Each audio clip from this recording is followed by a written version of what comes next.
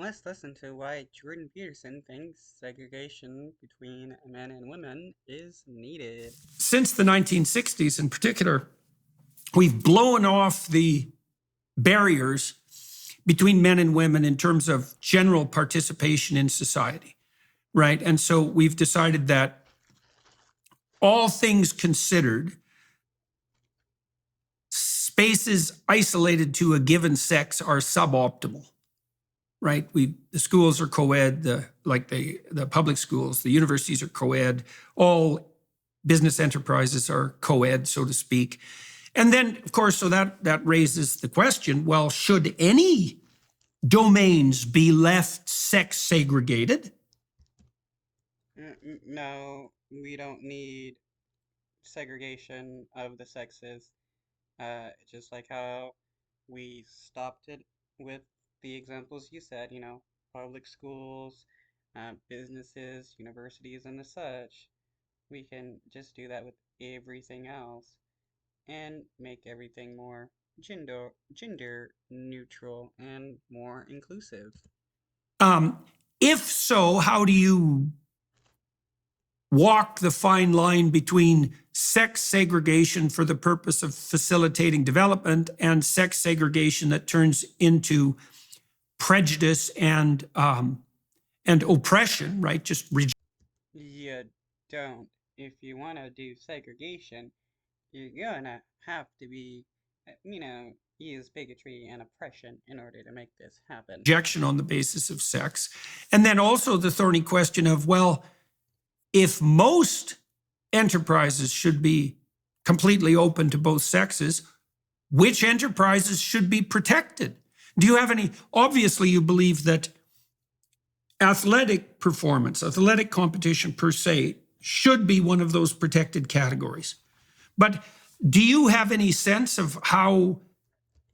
Yeah, in sports, we have women's sports, we have men's sports, and it's pretty much gonna stay like that for a while.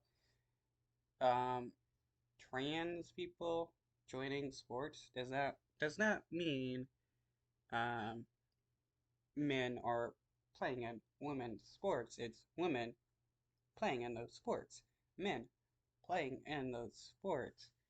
So this idea of like trans people taking over and like men, quote unquote, are on like women's um, sports and dominating is just a total lie by Jordan Peterson and other right wingers. We as a society should draw the line? It's like, are there spaces that should be male only? Like one of the things I really wonder about, for example, I talked to Tulsi Gabbard about this a while back, is like, it isn't obvious to me at all.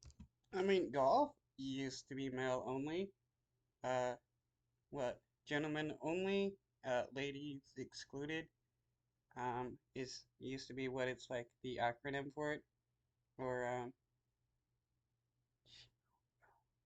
no, gentlemen's only, ladies forbidden. Uh, and that's what people would call golf. Should we go back to where, uh, you know, we prevent any woman from playing golf ever? That our society would benefit by having women in frontline combat. Right. Like, and it isn't that I can generate an immediate coherent argument for why I believe that.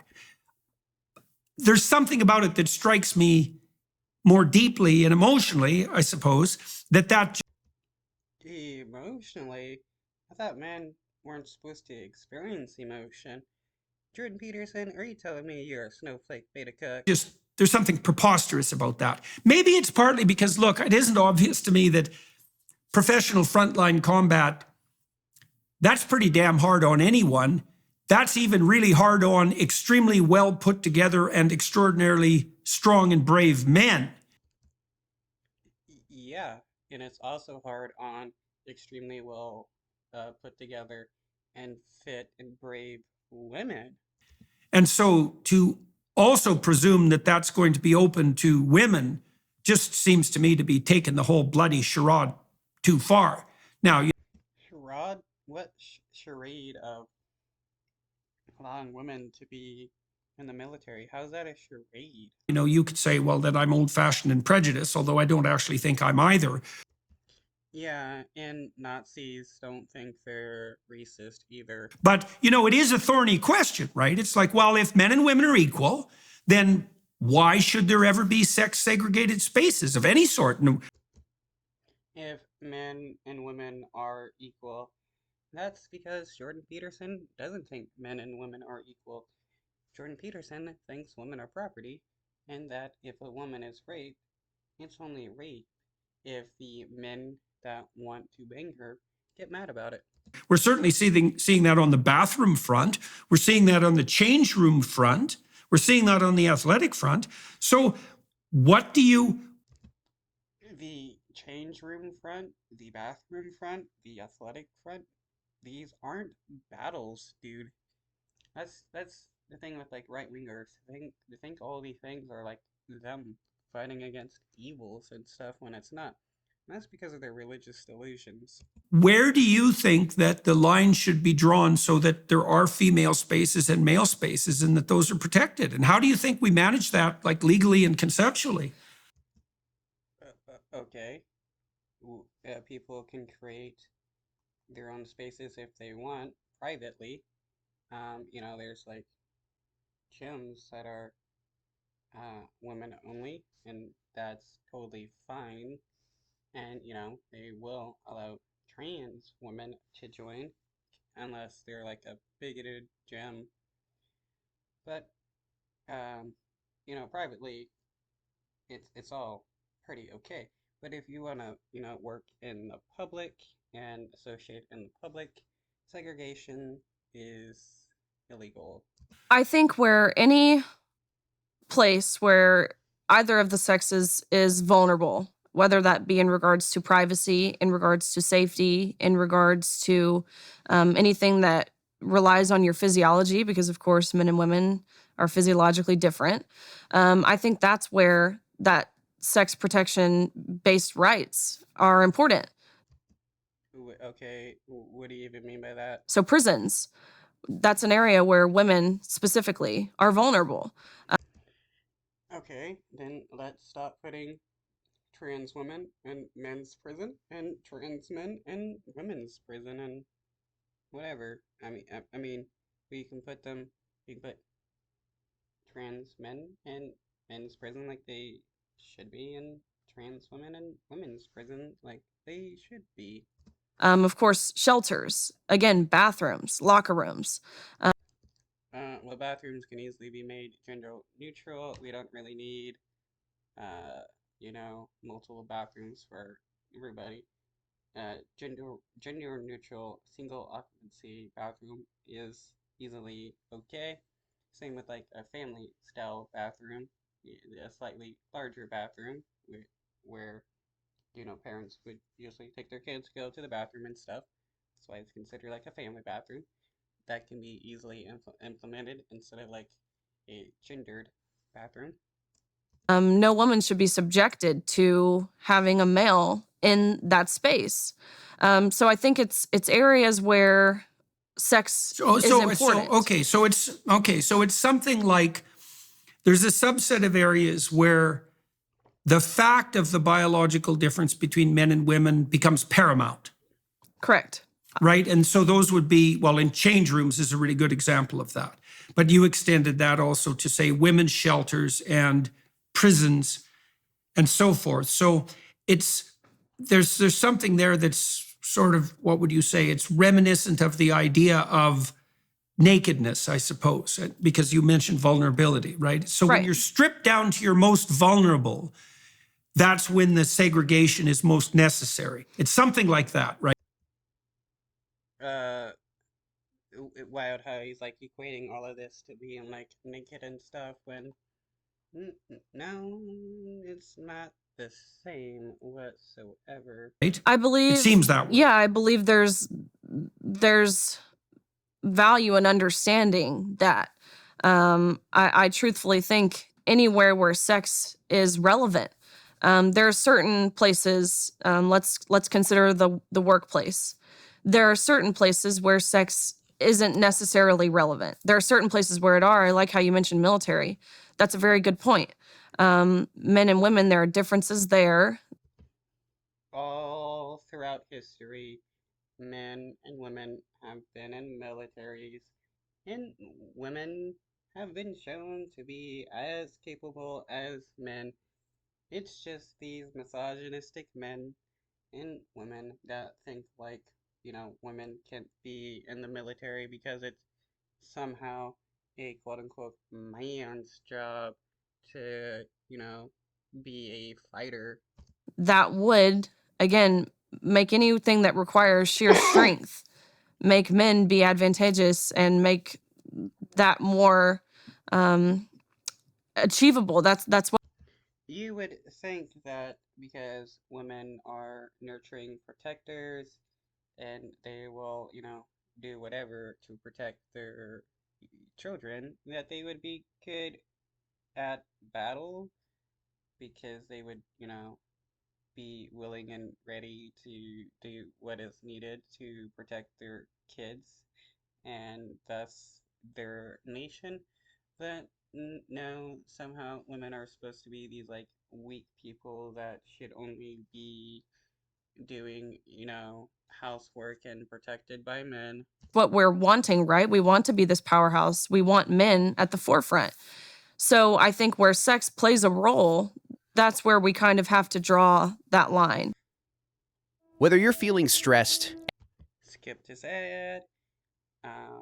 If you enjoy my content, please comment, like, share, or subscribe. It helps me out a whole lot. And if you like, you can donate by checking out my links below. Thank you very much. So it would be where the biological differences are germane, number one, to performance, like specifically germane to performance, but also number two, specifically germane to differential vulnerability. So anywhere where women are sexually vulnerable, or anywhere where the physical differences in performance actually have a substantive effect on the performance itself. So here's an example. I mean, there's no evidence that men and women differ in IQ. There are micro differences in IQ, and some of them are. No, men and women don't differ like an extreme amount in IQ. You can find women that are, 100 times smarter than men, but just because a man is a man doesn't mean that they're smarter. How else would we have all these women scientists out there that are making all these breakthroughs even before men? There's a lot of women out there that have not been credited for their work because men took the credit, thinking that women weren't smart enough to actually be making all these breakthroughs. Okay, to be honest, I can't name many of these women that have their credit taken since I can't remember off the back, but it's easy to look up. A lot of these women have started to be given credit for their work. But the point is, men and women have equal intelligence, especially if both people are given equal access to education. Like in the past, a lot of women weren't allowed to get much education because it wasn't considered necessary for women to be educated. So yeah, it would seem like men are smarter because they had a better access to education. You can also say the same thing about like during slavery. White people were smarter than the slaves, the black people, because white people had access to education compared to black people, which was considered illegal to educate a black person and for a black person to be educated. Arguably important in some micro domains, but overall, the evidence is quite clear that on average, men and women have the same level of intelligence. And so then we might presume that in any domain where intelligence is the fundamental marker of potential merit, there should be no sex segregation. But if we're looking at something like, let's say, military battlefield rescue, that might be a good one, where physical strength and becomes a paramount marker of the actual ability to do the job. Yeah, and there are some women that are a lot stronger than some men out there and have an easier time with rescuing people and maybe having to carry a person or something. So we can't just dismiss people just because of their, just because of their sex or whatever. I mean, there's a ton of uh, MMA fighters that are women, a ton of wrestlers that are women, a ton of, firefighters and stuff that are women. And these people could easily take on Jordan Peterson in a fight or doing some kind of rescue mission of having to carry a person. I would love to see Jordan Peterson try to be manly and go out and save somebody in a combat mission compared to a woman. Then sex-based discrimination starts to become appropriate and morally required. And then you could make the reverse case, which is, well, where women are particularly vulnerable on the sexual front, so that would be in locker rooms, for example, that's also a place where sex segregation is reasonable. So those are the basic rules, something like that. Not I mean, yeah, in some cases, maybe we need some segregated showers. In various places, there are co-ed showers and bathroom and stuff. And you know what happens there? People get along and they're fine. They don't have this like paranoia that like some trans person is gonna come and convert them to being trans. not just is it appropriate and morally responsible, it's beneficial. It's something that is good for the greater good of society in general. Yet you have yet to prove how segregating people based upon sex and as well as anything else, because the arguments of segregating people based on sex can be used to segregate people based upon race and anything else. You just gotta slightly modify the arguments and then claim it benefits society. And though, again, she has not shown, nor has Jordan Peterson shown, how this benefits society whatsoever. So yeah, I agree. Well, this is the end of the video. Again, if you like my content, please like, share, and subscribe. Drop a comment. Let me know what you think. Peace out.